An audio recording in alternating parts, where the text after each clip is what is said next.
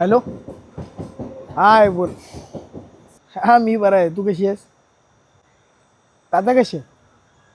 हो हा अगं मी जेवलो. तुम्ही जेवलात? आज काय? डाळ भात बटाट्याची भाजी केली आहे. आहे ही मुंबईत नाही जमत ग. एकटं एकटं वाटतं. अगं ते एक एक रुपये खर्च करताना विचार करावा लागतो. आपलं गाव बरं आहे ग. आहे मला इथं नाही जमत आहे. मी येऊ काय गावाला परत? हॅलो. हॅलो. हॅलो, आवाज येत नाहीये का?